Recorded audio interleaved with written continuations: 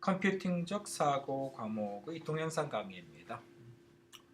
인터넷 주제에 대한 동영상 강의이고 인터넷 주제에 대한 세 번째 강의가 되겠습니다. 이번 파트에서는 서비스하고 프로토콜이 무엇인가에 대해서 이전 강의에 이어서 살펴보도록 하겠습니다. 자, 우선 서비스라는 게 무엇인가? 인터넷 서비스 이거에 대해서 살펴보도록 하겠습니다. 이전에 우리가 계속 인용했던 이 루피와 나루토에 대한 사례를 갖고 다시 한번 보죠. 루피가 있습니다. 나루토가 있고요. 굉장히 먼데 떨어져 살고 있는 거죠.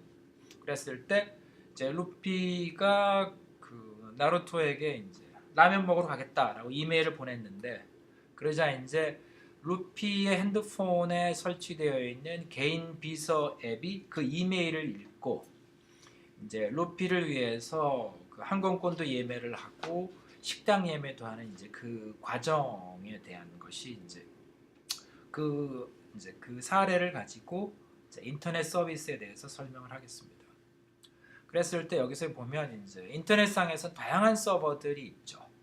그랬을 때 이 서버들에게 이 개인 비서 앱이 통신을 해서 티켓 정보를 확인하고 예약도 하고 이런 일들을 하는 거죠. 식당 예약도 하고요. 이게 기본 과정이 되겠습니다. 그랬을 때 여기서 서비스들이 있는 거죠. 이 어떤 소프트웨어들이 돌아가고 있는데 그거에 관한 것을 이번 파트에선 구체적으로 살펴보는 시간이 되겠습니다.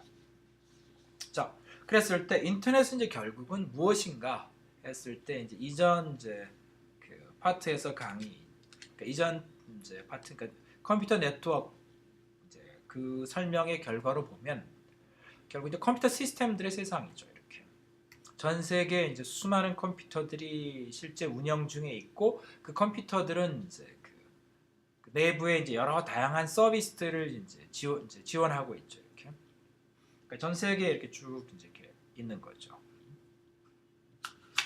그리고 이런 그 컴퓨터 시스템들이 서로 통신을 하면서 작업들을 하고 새로운 서비스가 추가되기도 하고 삭제되기도 하고 이런 식으로 계속 이어져 가는 거죠.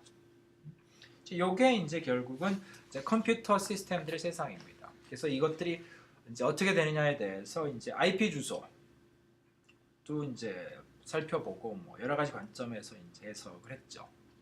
그랬을 때 컴퓨터 네트워크를 설명할 때 보면 이들이 통신이 어떻게 되는지에 대해서 물론 개념적이긴 하지만 굉장히 구체적인 설명을 했었습니다. 그래서 각 컴퓨터는 IP 주소가 있고요. 그래서 이 IP 주소로 어떤 메시지를 보낼 수 있는 거죠. 그러니까 이미의 어떤 위치에 있는 컴퓨터에서 어떤 위치에 있는 컴퓨터로 그냥 보낼 수 있는, 그러면 인터넷상에 존재하는 컴퓨터 네트워크가 이 경로를 다 파악해서 이 해당 컴퓨터에게 딱 전달할 수 있는 시스템이 전 세계적으로 갖춰져 있는 겁니다. 그랬을 때 굉장히 중요한 거는 각각의 컴퓨터들은 유니크하다고 하죠. 보통 유일성을 갖고 있는 IP 주소를 갖고 있죠. 그랬을 때 이 각각의 컴퓨터는 이 IP 주소가 이 컴퓨터를 나타내는 아이디가 된다고 설명했습니다. 그래서 모든 컴퓨터는 IP 주소라는 하나의 어떤 유일성을 갖는 유니크한 아이디를 갖고 있는 거죠. 그래서 지구상에 어디 있는 컴퓨터일지라도 IP 주소, 즉 아이디를 알고 있으면 그 컴퓨터에게 메시지를 보낼 수가 있도록 되어 있는 거죠.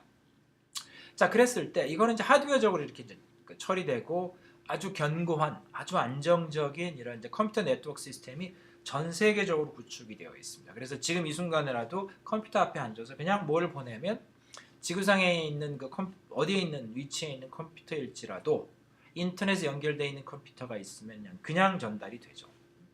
그랬을 때 근데 이 설명이 컴퓨터 네트워크 하면 설명이 됐었습니다. 근데 이 컴퓨터 네트워크 설명에서는 서비스 얘기는 나오지 않죠.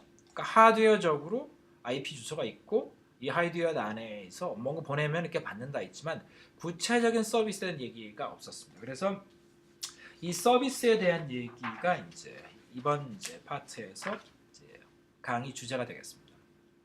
자, 우선 서비스가 무엇인가를 이제 우리 명확하게 한번 정의할 필요가 있습니다. 자, 우선 소프트웨어가 이제 소프트웨어라는 것 관점에서 이제 서비스가 나오는 건데, 이게 소프트웨어를 이제 보고 이제 거기서 서비스를 어떤 의미냐를 이제 보도록 하죠. 우선 소프트웨어는 첫 번째는 이제 프로그램이 있죠. 이거는 이제 이제 프로그래머들, 이제 이 정보통신 분야에 있는 사람들은 뭐 계속 하는 일이겠죠. 프로그램을 이제 어떤 프로그램 작성기 같은 도구들을 동원해서 이제 만들죠. 그러면 그 만들어진 거는 기본적으로 이제 파일로 이제 만들어지죠. 사실은 이제 문서 파일 같은 거죠. 그 내용이 이제 프로그램 코드죠. 그래서 뭐 그냥 비유적으로 이제 리니지라는 게임이다. 그러면 리니지라는 게임의 코드가 만들어지겠죠. 그러면 이제 판매하게 되면 요 코드, 이 파일을 CD에 담아서, DVD에 담아서 이제 배포하고 그러죠. 자, 그랬을 때 이게 프로그램인데 이건 하나의 파일이죠. 데이터하고 똑같은 거죠. 근데 이 프로그램을 실행시키면, 이제 실행이라는 게 굉장히 중요한 이제 개념이죠. 실행. 실행이라는 건 어떻게 되죠? 항상 컴퓨터는 CPU가 실행하죠. CPU가 프로그램을 실행하게 되면 그 실행하는 그 상태, 실행하는 그것을 우리는 이제 프로세스라고 하죠. 최근엔 프로세스 대신에 이제 thread라는 말을 사용하는데, 이거는 실행 중인 거죠. 예자면 프로그램 코드에 A 플러스 B라는 코드가 있었다. 그렇죠? 이거는 그냥 하나의 프로그램 자체는 하나의 문자열로 정의되어 있는 거고, 프로세스에서 오게 되면 이 코드가 실행이 되면 실제 A하고 B에 있는 값들이 덧셈이 일어나는 거죠. 그걸 CPU가 하는 거죠. 이거를 이제 프로세스라고 합니다. 그러니까 CPU에서 돌아가는 프로세스는, 이거는 이제 말 그대로 어떤 작업을 하는 거죠. 컴퓨팅적 사고에서 계속 우리는 지적 작업이라는 얘기죠. 누군가가 작업을 해야 되는데 프로세스가 바로 그 작업을 하는 존재입니다. 그러니까 그래서 이거는 우리가 뭐가 하게 되면 코드 자체는 아닌 거죠. 코드는 이제 그 일을 하기 위해서 기술된 거고, 그 실행시키게 되면 프로세스가 이제 그 작업을 처리하는 거죠. 그렇다고 한다면 이제 리니지 게임 비유를 들면, 리니지 게임이 이제 실행되고 있는 거죠. 그러면 실제 게임 캐릭터들이 막 움직이고 있고, 뭐 거기서 뭐 싸움도 하고 뭐 뭔가를 이제 일어나는 것이죠. 그러니까 즉 우리 인간 입장에서 보면 뭔가 살아 움직이듯이 뭔 일이 일어나는 것이 이제 프로세스가 됩니다. 그다음에 마지막으로 서비스라는 건 뭐냐면, 이제 프로세스가 그런 식으로 이제 존재하는 프로세스가 있는데, 그러니까 작업 처리 중이겠죠.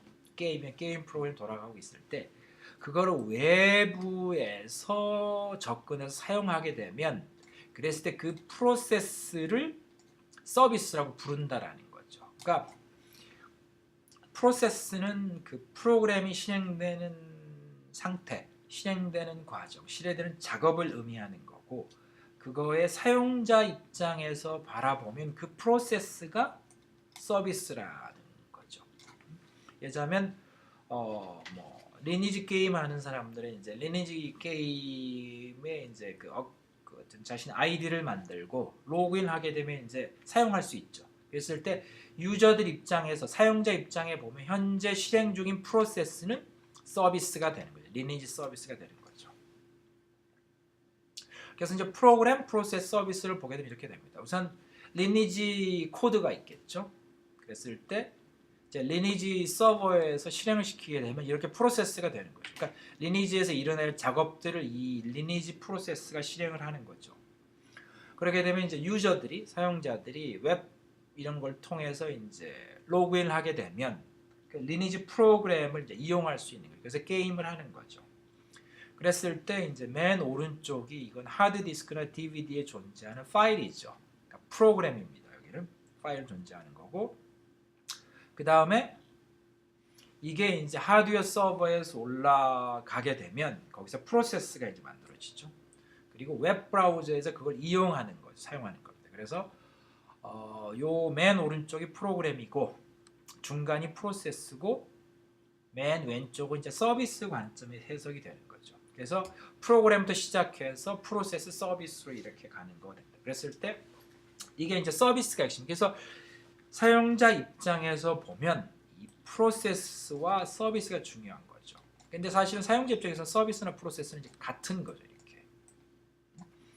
자, 그러면 인터넷이라는 것들은 어떻게 바라볼 수 있냐면 결국은 하드웨어 서버의 세상이 아니고 방금 전 설명을 보게 되면 인터넷 서비스들의 세상인 거죠.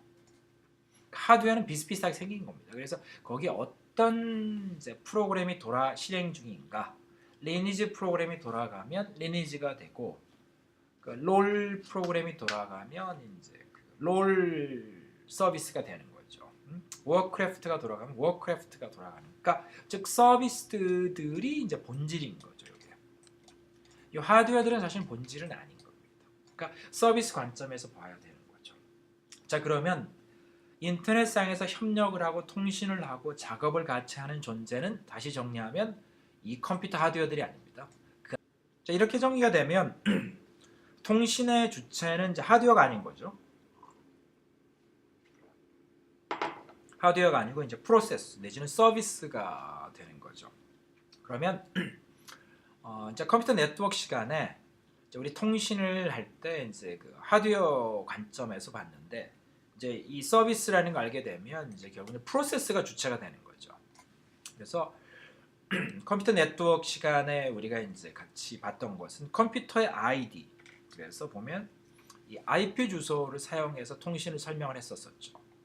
근데 이제 여기 와서 보면 이제 서비스가 중요한 거죠. 그럼 이제 서비스 아이디 내지는 프로세스 아이디가 중요한 거죠. 그래서 어떻게 이제 프로세스 아이디를 잡냐면 결국 모든 프로세스는 하나의 컴퓨터 안에 들어가 있죠. 그래서 프로세스 아이디는 하드웨어의 아이디를 나타내는 IP 주소, 거기에 플러스해서 포트 넘버라는 걸 이렇게 두게 됩니다. 그럼 어떻게 되냐면 컴퓨터 시스템이 있으면 이런 IP 주소가 있다. 보통 이제 IP 주소 우리 설명할 때는 서브넷 번호, 호스트, 컴퓨터 번호 얘기했는데, 그게 32비트면 이제 4개 바이트가 있는데, 보통 관행적으로는 4개 바이트를 바이트별로 숫자를 이렇게 놔야 합니다. 그러니까 이게 사실은 이제 관행적으로 사용하는 거죠. 근데 로지컬하게는 이게 이제 요 32비트가 쪼개져서 일부는 서브넷의 주소, 일부는 이제 서브넷 내의 그 컴퓨터의 주소가 되는 건데, 앞으로는 이제 이렇게 사용하겠습니다. 관행이니까. 자, 그랬을 때 요 안에 이제 이런 게 있는 거죠. 이 컴퓨터 안에 메일 서버 프로세스도 있고, 그다음에 웹 서버도 있고, 무슨 뭐 이렇게 FTP 프로그램들이 있는 거죠. 여기서 서버란 의미는 이제 프로그램이라는 의미로 이제 보겠습니다. 사실 서버 얘기하면 하드웨어, 소프트웨어를 섞어서 얘기하면 여기는 이제 소프트웨어만 되는 거죠. 그랬을 때 이런 프로그램이 실행되는 프로세스들 앞에 이런 포트 넘버가 주어진다는 겁니다. 그래서 메일 프로세스에게는 25번 포트가 주어지고, 웹 프로세스에게는 80번, FTP 프로세스에는 21번 이렇게 주어진다는 거죠. 그랬을 때 외부에서 서비스 호출이 이렇게 일어난다는 거죠. 그래서 이 컴퓨터의 IP 주소 이렇게 있죠. 그 다음에 뒤에다가 이 포트 넘버를 줘서 호출하면 이 통신, 인터넷 통신은 우선 요 IP 주소를 갖고 서버를 찾고 컴퓨터 하드웨어를 찾고 그 안에 있는 특정 프로세스를 요 포트 넘버를 갖고 이렇게 찾아낸다는 거죠. 또 다른 호출이 있었다. 이건 21번 호출했다고 하면 요 21번을 가지고 동일한 컴퓨터 내에 있는 다른 프로세스를 찾아내서 거기에다가 이제 그 통신, 메시지가 전달이 되게 되어 있습니다. 자, 그랬을 때 이제 인터넷 서비스 주소를 이제 조금 더 정리해 보면, 인터넷 서비스 주소는 이제 프로세스 주소가 되는 거죠. 그래서 방금 전에 설명했던 것처럼 도메인 네임, 이건 심볼릭 네임이죠. 뭐 www.k.com 뭐 이렇게 간다든지, 아니면 그냥 IP 주소 있죠. 숫자들 나열된 거, 이런 것들 플러스 포트 번호가 되는 거죠. 그러니까 그 서비스 프로세스에 할당된 번호가 있는 거죠. 요거는 그 컴퓨터 내에서 이제만 유니크한 거죠. 그랬을 때 이제 이 포트 넘버는 사실은 이제 그 시스템 관리자가 그냥 임의의 프로세스에 임의의 숫자 값을 이제 할당할 수는 있습니다. 근데 이제 중요한 것은 이 표준 포트 번호들이 정해져 있는데 이게 뭐냐면 잘 알려진 그 서비스들. 그러니까 여기 보면 이제 FTP 파일 서버라든지 텔넷, 이메일, 웹 서버 같은 서비스들에 대해서는 표준으로 정의된 포트 넘버가 있습니다. 그래서 21번, 23번은 텔넷, 25번은 이메일, 80번은 웹 서버로 이렇게 표준이 할당이 되는 거죠. 따라서 이제 어떤 의미를 갖냐면 이게 메일 프로그램이 어떤 서버에서 실행 중이라는 사실을 알면, 그러니까 그 경우에는 이제 IP 주소를 안 거죠. 그렇게 되면 그 메일 프로세스의 포트 넘버는 이미 공개가 되어 있기 때문에 그냥 자동적으로 예측이 가능하다는 거죠. 그게 어떤 포트 넘버를 갖고 있는지. 그래서 어느 머신에 있는 이메일 서비스에게 메시지를 보낸다 했을 때는 그냥 그 컴퓨터의 IP 주소처럼 더해서 그 다음에 25번 포트로 보내버리면 이제 메일 서비스가 받는다가 됩니다. 자, 그랬을 때 결국은 이제 인터넷은 이제 이런 그 컴퓨터 시스템들, 서비스들의 세상인 거죠. 그래서 여기 보시게 되면 이제 수많은 서비스들이 존재하고 거기에 이런 포트 넘버들이 있는 거죠. 그래서 이 각각의 이제 서비스들은 이제 서로 알고 어떤 특정 서비스에서 어떤 다른 특정 서비스로 이렇게 보낼 수 있으니까 지금까지 컴퓨터 네트워크에서는 이제 컴퓨터 간 컴퓨터 통신만 얘기했는데 여기서는 이제 특정 서비스에서 특정 서비스로 가는 이런 통신이 가능하다라는 거죠. 그렇게 되면 아까 이제 루피의 개인 그 비서 앱이 그 어떤 예약 시스템에 보내는 것이 명확히 가능한 거죠. 그러니까 그 컴퓨터에 다른 프로세스들이 있어도 정확하게 그 프로세스 예약 프로세스에 보낼 수가 있는 거죠. 자, 그래서 인터넷 서비스 보면 이제 구글이 대표적으로 이제 이걸 선도했던 기업이죠. 그래서 굉장히 많은 인터넷 서비스들을 개발해서 이제 제공 중에 있죠. 그래서 여기 보시면 뭐 맵도 있고, 그다음에 클라우드 데이터, 그다음에 뭐 구글 나운가는 소셜 네트워크, 뭐 검색, 그다음에 유튜브 동영상 서비스 이런 것들 있죠. 요거는 이제 안드로이드니까 그냥 플랫폼인데 이런 서비스도 있습니다. 이거는 방금 전에 설명했던 것처럼 이 구글 서버 내에서 이제 실행 중에 있는 거죠. 구체적으로 그 인터넷 서비스 작동되는 이제 과정을 보면 이렇게 됩니다. 정확한 위치를 이제 구글은 공개하지 않지만 어마어마한 이제 그 거대한 그 컴퓨팅 센터가 있죠. 구글에 거의 도시 규모에. 그랬을 때 이제 방금 전에 봤던 이제 유튜브 소프트웨어, 뭐 지메일 소프트웨어, 뭐 맵 소프트웨어, 뭐 서치 소프트웨어 이런 것들이 쫙 있죠. 이런 것들이 이제 이 구글 그러니까 컴퓨팅 센터에 있는 컴퓨터에 이제 이렇게 실행이 되는 거죠. 이게 프로세스로서 돌아가고 있는 거죠. 맵, 뭐 서치, 지메일. 그러면 유저들이 이런 이제 그 노트북이나 이런 데서 웹 브라우저를 통해서 이제 접근하는 거죠. 이렇게. 그래서 이거는 이제 서치죠. 그다음에 지메일이죠. 그리고 구글 맵도 있죠. 이런 것들이 이제 웹 브라우저, 스마트폰, 노트북 이런 데서 이제 사용하는 거죠. 그러니까 여기는 사실은 아주 간단한 컴퓨터죠. 그러니까 사용만 하는 겁니다. 왼쪽 여기서는. 그러니까 여기선 서비스를 제공받는 거인 거죠. 그러니까 서비스가 실제 돌아가는 부분은 여기가 이제 프로세스가 이렇게 있는 거죠. 이렇게 있는 거죠. 그러니까 이거를 가져다가 이용할 뿐인 거죠. 이렇게.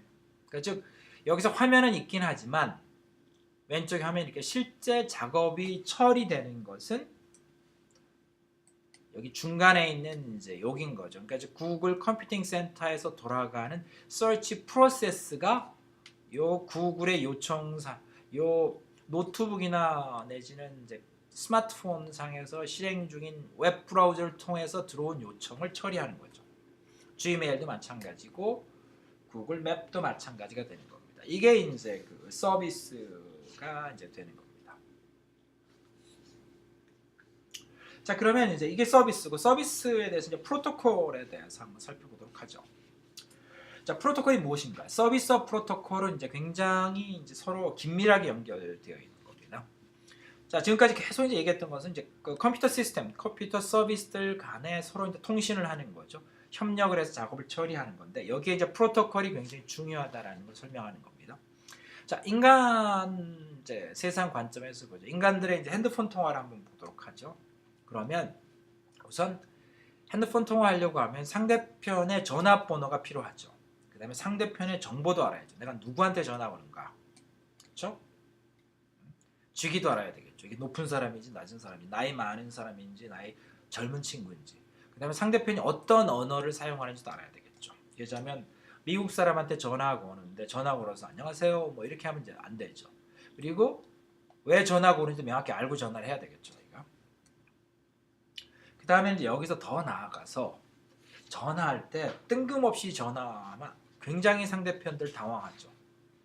그러니까 거두절미하고 가가지고 뭐 그냥 전화해가지고 그냥 뭐 문제 있다 그렇게 얘기하면 상대편들이 너무나 이제 당황해하죠. 왜냐하면 그 문맥이라는 것 내지는 그 상황이라는 걸 설명을 하고 누군가의 무슨 항의 전화를 한다고 하면 이제 뭐 그런 거죠. 요새 뭐 이렇게 자동차 같은 것들 파킹 잘못해 놓으면 다른 사람이 이제 못 나가고 그러죠. 그럼 그 사람한테 전화를 거는데 그냥 대뜸 전화 걸어서 당신 차 이렇게 세워놨냐 이렇게 시비 걸면은 안 되죠. 그러니까 그래서 상식과 예절에 맞게 통화를 해야 되는 거죠. 그러다 보니까 그러려면 뭐니 자기소개도 해야죠. 저는 누구다. 그러니까 당신이 파킹해놓은 안쪽에 차 세운 사람이다. 그다음에 당신 차가 내 차를 막고 있다. 뭐 이런 식으로 설명을 해줘야죠. 그래서 차를 빼줬으면 좋겠다. 언제까지 나오냐 이런 얘기들이 이제 오가야만이 그게 이제 적절한 이제 그 핸드폰 통화가 되는 거죠. 자, 지금은 인간 간에서 이제 그 통화 시 일어나는 일들을 했는데 사실은 이제 이게 그 외교 보통 프로토콜이라는 것이 컴퓨터에도 사용하지만 외교에서 이제 나오는 용어입니다. 그러니까 즉 이제 각국 정상들이 이제 만나러 갔다고 가정했을 때 이게 이제 박근혜 대통령이 이제 이렇게 말씀하시고 이제 오바마 대통령이 답변한다고 했을 때 여기서 이제 뜬금없이 이제 뭐 농담하면 안 되는 거죠.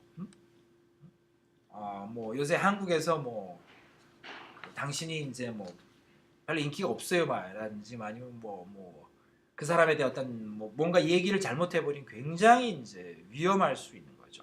그래서 보통 외교 프로토콜이라고 하는 건 말들을 하지만 굉장히 예민한 상황까지 다 이제 상식적으로 어느 정도 정리가 되어 있는 거죠. 대화 나눌 때 미리 얘기할 것들, 뭘 할 건지라는 것들이 다 사전에 이제 검토들이 되고, 그러니까 이제 외교 같은 경우에 대표적으로 상대편이 듣기 싫어하는 말이 있으면 미리 얘기를 해놓죠. 이 얘기 하지 마라. 얘기해봐야 얼굴만 붉힌다. 뭐 이런 것들이 이제 다 정리가 돼 있어야 되는 거죠. 이런 것들이 프로토콜인 거죠. 그러니까 그냥 얼굴 만났다. 박근혜 대통령이 이제 오바마 대통령 만나러 가서 얼굴 보기 힘든 사람 만났으니까 그동안 내가 하고 싶은 얘기 다 해버리겠다라고 하면 이제 외교 프로토콜이 이제 망가져 버리는. 이러면 이제 국가적 관계에서 굉장히 심각한 문제가 발생을 하는 거죠. 자, 이게 이제 프로토콜입니다. 결국은 뭐냐면 서로 간에 해야 될 얘기, 그다음에 상대편이 받아들일 수 있는 얘기를 알고 얘기를 하는 거죠. 자, 그랬을 때 자, 루피와 이제 나루토 그리고 거기에 개인 비서 앱의 상황을 보면 현실 세계, 인간 세계에서 일어나는 거 크게 사실은 다르지 않습니다. 자, 루피가 이런 식으로 이제 그 나루토한테 이메일을 보냈더니 이제 개인 비서 앱이 이렇게 이제 예약을 시작했다고 가정을 하면 이랬을 때 개인 비서 앱이 요 서버들에게 이제 결국은 메시지를 보내겠죠. 그랬을 때 이 서버 앱이 그냥 아무거나 막 보내서 과연 그게 되겠냐라는 거죠. 그러니까 즉 여기 빨간 줄이 나와 있는데 통신인데 이게 메시지가 날아갈 텐데 어떤 메시지를 보내야 되느냐가 이제 굉장히 중요한 얘기로 가는 거죠. 자, 그래서 이제 약간 구체적으로 살펴보게 되면 이렇게 서버가 있다고 생각하면요. 이 뒤에 이제 서비스들이 이렇게 있다고 보죠. 이게 포트 넘버가 당연히 있겠죠. 그랬을 때 개인 앱이 이제 예약을 하려고 하는 거죠. 그러니까 이제 요 서버의 IP 주소는 알고 있죠. 그리고 포트 넘버도 안다고 생각해 보죠. 그러니까 예약 서비스 보내는데, 자 이렇게 이제 메시지를 보낼 거죠. 근데 메시지를 이렇게 보내는데, 자 이런 식으로 메시지 보내면 예약 서비스가 알겠냐라는 거죠. 5월 5일 후샤에서 나뭇잎 마을 예약이 가능해라고 그냥 자연 언어로 이제 메시지를 보낸 겁니다. 좌석 요금 얼마 뭐 이래 버릴 수 있죠. 요새 이제 젊은이들 뭐 메신저 하듯이 딱 보내버렸습니다. 그랬을 때 이 예약 서비스가 이 메시지를 정확하게 해석을 할 수 있겠는가, 의미를. 이게 질문인 거죠. 그러니까 메시지는 이제 보낼 수 있습니다. 이렇게 메시지는 뭐 문제 없이 이제 갈 수 있죠. 그러니까 요 서비스에 대한 주소 정확히 알죠. 이렇게 포트 넘버까지 알면 그러면 그냥 보내는 거죠. 요 내용을 보내는 게 전혀 문제가 없는데, 문제는 예약 서비스가 이 메시지를 받고 정확하게 해석할 수 있겠냐라는 거죠. 이게 여기 질문을 발생하는 겁니다. 자, 그래서 여기서 발생하는 문제가 뭐냐면, 앞에 해결됐던 거에 다 해결된다고 하더라도 그거는 앞에서 지금까지 설명했던 인터넷 내지는 네트워크의 설명은, 컴퓨터 네트워크는 메시지를 전달할 수 있는 것까지 가 있는 거죠. 근데 그게 추가해서 그러면 통신 메시지를 어떻게 해석할 거냐라는 거죠. 그냥 아무렇게 해서 넘겨주면 해석할 수 있겠냐라는 거죠. 그래서 크게 두 가지 방법론이 있을 수 있습니다. 첫째는 자연언어 처리 능력을 갖고 있는 거죠. 그러면 개인 비서 앱이 자연 언어로 그냥 적당히 메시지를 만들어서 보내는 거죠. 그러면 예약 서비스가 그 메시지 자연 언어로 된 것을 이제 해석을 하는 거죠. 그러니까 요새 뭐 아이폰이나 이런 데 보면 이제 시리가 해석을 하죠. 자연 언어로. 그런 식으로 자연 언어로 해석할 수 있다라는 거. 이거는 이제 서비스들이 인공지능 기능이 탑재되고 자연 언어 처리를 할 수 있으면 뭐 이런 식으로도 이제 가능한 거죠. 근데 이거는 상당히 용어남, 인간끼리도 전화 통화에서 예약하려고 하면 굉장히 예민하거든요. 혹시 말 잘못했다가 예약 접수하는 이제 그 담당자가 실수로 엉뚱하게 하는 경우도 허다합니다. 그래가지고 나중에 문제되는 경우도 많죠. 그만큼 이제 정확하게 나의 요청사항을 전달하고 받는 사람이 정확하게 해석하는 건 인간 사이에서 굉장히 어려운 거죠. 그래서 인공지능이 좋긴 한데 이제 이거 말고 이건 이제 굉장히 어려운 문제가 되고, 그래서 나온 게 이제 프로토콜이죠. 그 얘기는 뭐냐면 이 프로세스 간의 메시지를 받을 때 이미 정의된, 합의된, 표준화된 코드나 포맷이나 절차, 프로시디어가 있는 겁니다. 이거는 이제 기계적으로 딱 고정되어 있는 거죠. 어떤 코드를 사용해라, 어떤 키워드를 사용해라, 어떤 그 문법을 사용해라, 어떤 절차를 사용해라가 이 통신 프로토콜에 딱 정의가 되어 있는 겁니다. 자, 이메일을 주고받는 이제 그 프로토콜이 SMTP가 있습니다. 그거를 이제 비유를 들어서 어떻게 되는지 한번 살펴보죠. 이메일 그 앱이 있습니다. 이거는 이메일 보내는 앱이죠. 개인들 있죠, 무슨. 자, 메일 서버가 있다고 가정하죠. 그럼 어떤 일이 벌어지냐면 이렇게 되는 겁니다. 자, 우선 이 이메일 앱에서 내지는 이메일 보내는 프로그램에서 요런 이제 그 텍스트 스트링, 텍스트 문자를 메일 서버에 보냅니다. 그럼 이제 메일 서버 받고 나서 오케이 하는 거죠. 뭐 이 사람이 이제 스팸을 날린다든지 뭐 특이하게 분류된 블랙리스트에 올라간 사람이 아니면 오케이 하고 이제 응답을 하는 겁니다. 그럼 두 번째로 이제 오케이가 오면 이메일 앱은 이 RCPT2 해가지고 수신인 이제 이메일 주소를 이제 보내는 거죠. 그러면 메일 서버가 이걸 받고 요 이메일 주소를 갖고 있는 사용자가 있으면 오케이 하고 보내는 거죠. 그 다음에는 이제 그러면 다음번 이제 또 가는 거죠. 요거는 이제 뭐 사스케 뭐 이렇게 아주 이제 또 다른 걸 하나 보내는 거죠. 그랬는데 이 경우에는 메일 서버가 봤더니 요 사스케라고 하는 사용자가 없는 겁니다. 이미 마을을 떠나와 버린 거죠. 이메일 계정이 삭제되었다 그러면 이게는 메시지가 날아가는. 그 얘기는 뭐냐면 요 사스케라는 사람은 없다라는 거죠. 그럼 메일 이메일 앱은 이제 아는 거죠. 아 이게 나루토는 있는데 사스케는 없다. 그리고 나면 이제 데이터라는 이제 어떤 그 키워드가 날아가게 됩니다. 그러면 메일 서버에서는 요 문자에 날아가는 거죠. 이제 스타트해라. 그 다음에 끝날 때는 요 컨트롤 라인 F, 그러니까 뉴 라인하고 점 찍어라는 얘기를 보내는 거죠. 그러면 이게 오면 실제 이때 이메일 앱은 요 이메일 메시지를 이렇게 보내는 거죠. 이렇게 보내는 겁니다. 그리고 나서 다 끝나면 요 이제 특수 문자열 비슷한 걸 보내는 거죠. 그러면 메일 서버가 오케이 하고 받는 거죠. 이렇게 되면 이제 이메일 전송이 이제 프로토콜이 끝나는 겁니다. 그래서 1번서부터 11번까지의 메시지를 서로 주고받으면서 이제 이메일을 이제 보내고 받는 거죠. 이게 그러니까 전화 통화하는 거하고 거의 똑같다고 보시면 됩니다. 근데 단지 이건 프로토콜이라는 의미는 뭐냐면 정확하게 그 순서하고 키워드들이 정의된 거. 여기서 만약에 임의로 이런 것들을 바꿔버린다. 그렇게 되면 이제 에러가 나는 거죠. 프로토콜 안 지키는 프로그램에 대해서 리젝트 돼버리는 겁니다.